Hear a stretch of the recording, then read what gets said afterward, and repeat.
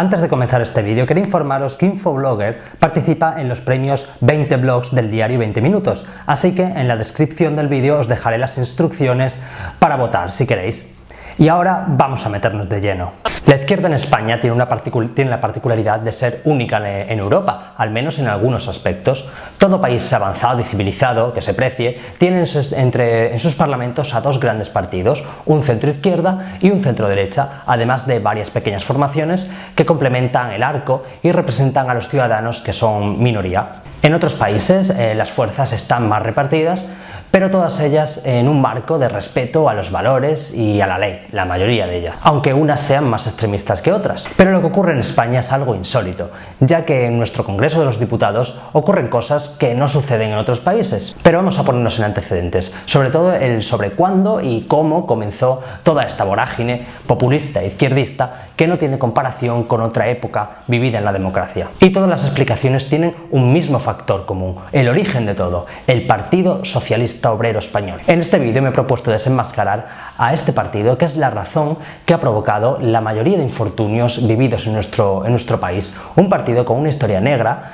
y que ha manejado el país a su antojo y que la gente realmente no lo percibe como algo peligroso, ya que si algo tenemos los españoles es memoria a corto plazo. Pero hoy vamos a repasar la historia del PSOE, todos sus destrozos y toda su corrupción, porque aunque ahora vayan de partido impoluto, el PSOE es el partido que ha acumulado la inmensa mayoría de los casos de corrupción de España. Un partido en el que se ha robado a manos llenas y que ahora vienen a regenerar la política. Pero como en un solo vídeo es imposible meterlo todo, en esta ocasión voy a dividirlo en dos.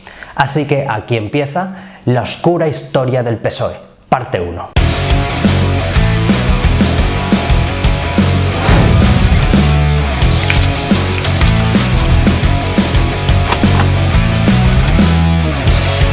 El PSOE tiene un oscuro pasado tras de sí que no les conviene recordar, y cuando lo hacen, lo maquillan a su antojo. Remontémonos a la etapa de la Segunda República, que es la primera vez en la que el PSOE alcanza el poder gobernando con las fuerzas de izquierdas que ganaron las elecciones en 1931. A partir de ahí se redactó una nueva Constitución y, lo más importante, se persiguió a la Iglesia Católica, se quemaron los conventos e iglesias y se asesinó a sacerdotes y a monjas, y también se persiguió a la oposición derechista. Ya agonizando el bienio reformista, Largo Caballero del PSOE, el Lenin español, creó un grupo paramilitar en las Juventudes Socialistas llamado los Batallones del Chiviris, que se dedicaban a sembrar el terror en las calles. En apenas 7 meses agredieron a multitud de la disidencia derechista y asesinaron a muchos falangistas, aunque quizás el más cruel asesinato perpetrado por las Juventudes Socialistas fue el de Juan Cuéllar, que fue disparado, apuñalado, e incluso hay testigos que dicen que la socialista Juanita Rico orinó encima de su cadáver, la cual fue asesinada después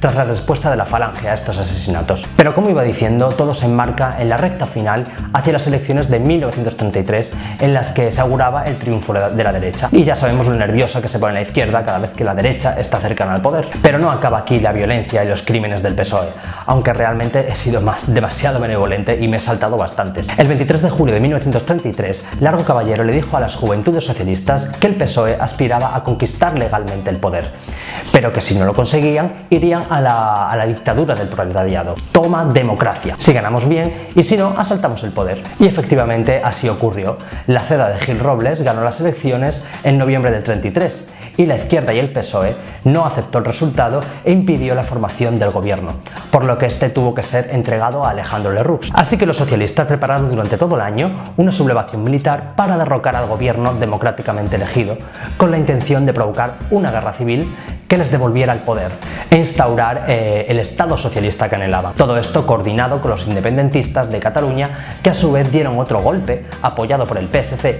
proclamando la República Catalana, y que fue duramente reprimido por la República. Es exactamente lo mismo que hizo Franco después en el 36, con la diferencia de que su golpe triunfó y el del PSOE no, lo que convierte a ambos en exactamente lo mismo. Fue su primer gran golpe de Estado, aunque a nivel nacional fue un fracaso.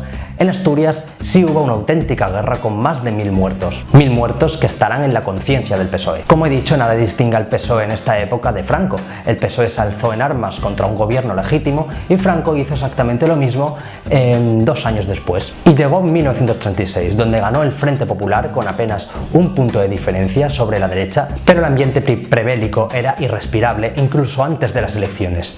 Y tras estas y su ajustado resultado, continuó la violencia, pero ya a un nivel superior.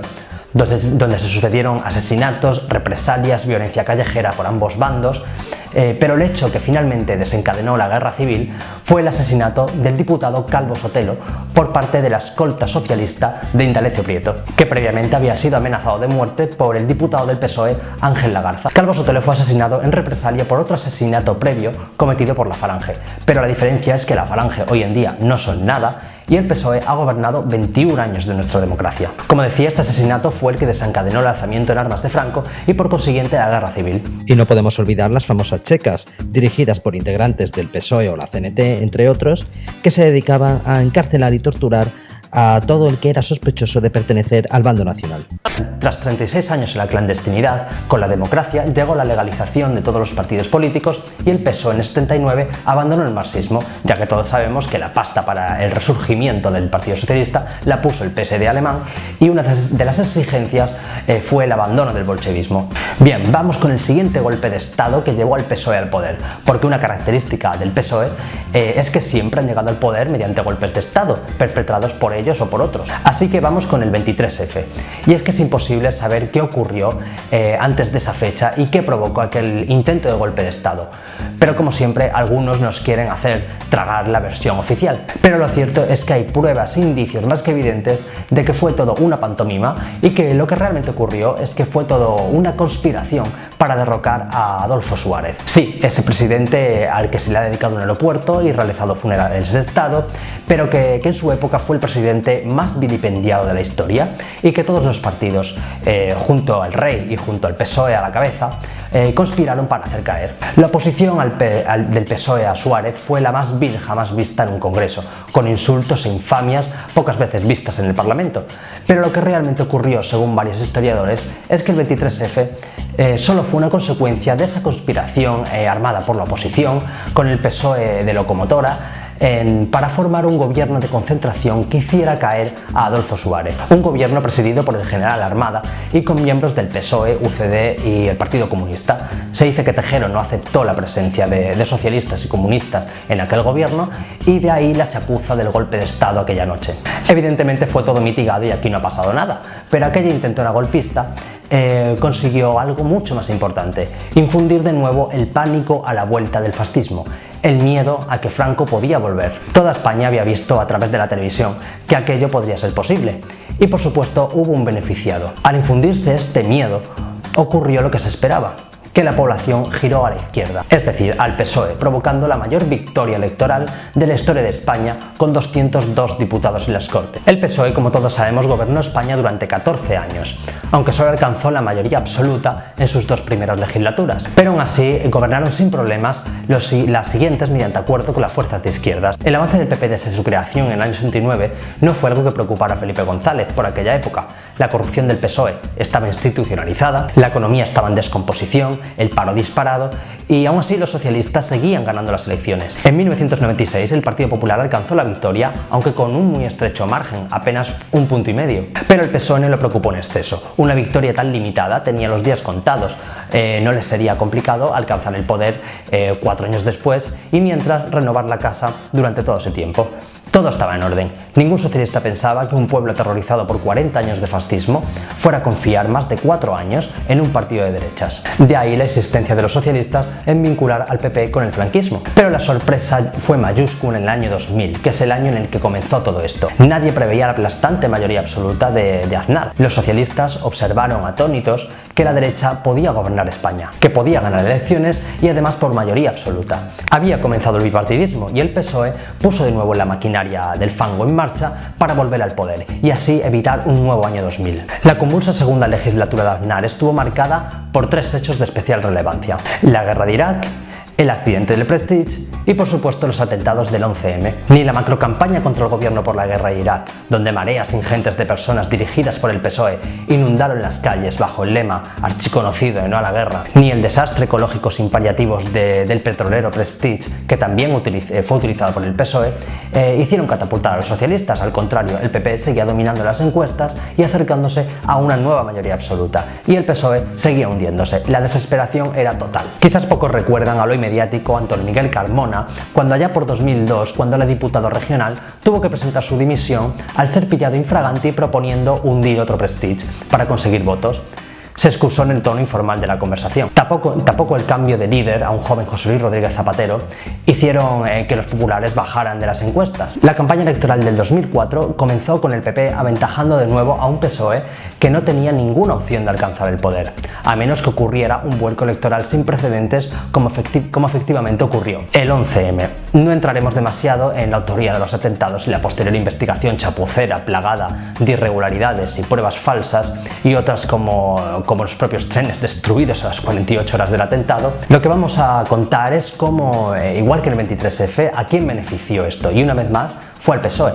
Fue la guinda del pastel a 4 años intentando hacer caer al gobierno que provocó un vuelco electoral sin precedentes y provocando por fin la vuelta al poder de los socialistas. Los 3 días posteriores a los terribles atentados fue la campaña electoral de los socialistas concentrada en 72 horas. La infame utilización por parte del PSOE de los atentados y convertir el dolor de las víctimas en política y la culpabilización de los atentados al gobierno captó millones de votos de millones de personas, provocando una revolución en los prolegómenos de unas elecciones que realmente no se preveían con grandes cambios. Los ciudadanos españoles se merecen un gobierno que no les mienta, un gobierno que les diga siempre la verdad. Mañana los españoles tenemos la ocasión, con nuestra participación en las elecciones generales, de homenajear a las víctimas y de reforzar una vez más nuestras convicciones comunes, la paz y la libertad. Lo más torticero de todo fue olvidarse ipso facto de que los responsables de esta masacre fueron los que pusieron las bombas, los terroristas.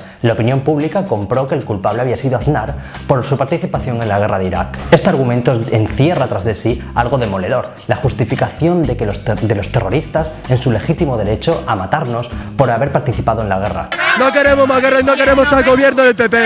El 90% de los españoles dijimos no a la guerra y lo volvemos a repetir y estas son las consecuencias. Pero dio igual, millones de personas aceptaron esto. El objetivo del PSOE ya estaba cumplido, estaban en el poder y ahora había que poner en marcha la maquinaria para infundir de nuevo el miedo a la derecha, tal y como ocurrió el 23F para evitar otro año 2000. Obviamente no contaban con la crisis. Y así nació la Ley de Memoria Histórica, la necesidad de sacar a relucir de nuevo los muertos de la guerra civil y por supuesto a Franco. La brecha que había sido cerrada en la transición fue abierta de nuevo con un claro objetivo: evitar la vuelta de la derecha al poder. Y para ello nada mejor que, aparte de promulgar dicha ley, aprobar una ley educativa para absorber cerebros y adoctrinarlos. Y así nació la famosa Educación para la Ciudadanía, una asignatura impartida en los colegios, la cual, aparte de enseñar contenidos interesantes como la igualdad entre hombres y mujeres o la normalización de las relaciones homosexuales, tenía un componente adoctrinador más que evidente. Educación para la Ciudadanía no educaba para la ciudadanía, educaba para implantar una ideología escorada, ya que todos esos valores cívicos que se enseñaban,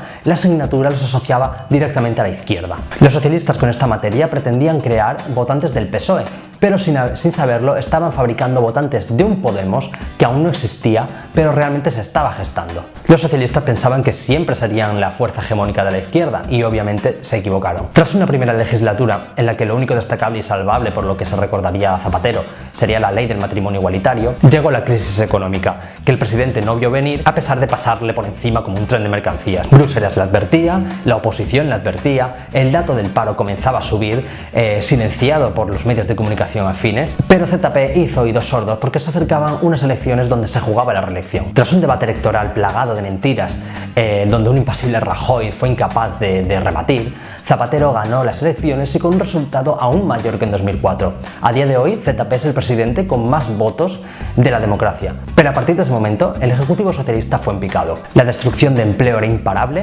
En un solo año, más de 1 millón de personas se fueron al paro, ante la pasividad del presidente y de los untados sindicatos. La derrota del PSOE en las elecciones de 2011 estaba cantada. Aún así, era necesario una nueva revolución contra la derecha, el 15M, el embrión de Podemos, el resultado de años de adoctrinamiento, de memoria histórica y de abrir el melón de la guerra civil. Nos vendieron el 15M como un movimiento contra la clase política, cuando en realidad fue un movimiento contra el PP, ya que estalló en pleno caso Bankia, y además estuvo apoyado por Rubalcaba. Ese hombre. Que este movimiento se diera 7 días antes de las elecciones autonómicas y municipales, por supuesto, no tiene nada que ver.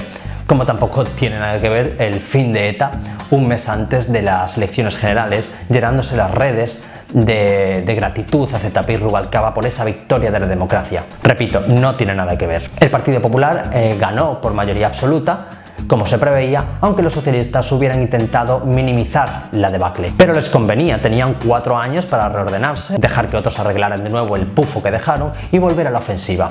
Podemos no es ni más ni menos que el hijo de Zapatero, toda esa generación crecida en los años de ZP y que alcanzó la mayoría de edad ahora, es la que ha provocado este vuelco a la izquierda radical. Podemos es primera fuerza y con diferencia entre los jóvenes de 18 a 25 años, qué casualidad. De hecho, si solo votaran las personas de este rango de edad, la victoria de Podemos sería el mayor triunfo de la historia electoral de este país. Podemos aspira a sustituir a su creador, es el aprendiz que supera a su maestro y lo deja aislado y defenestrado.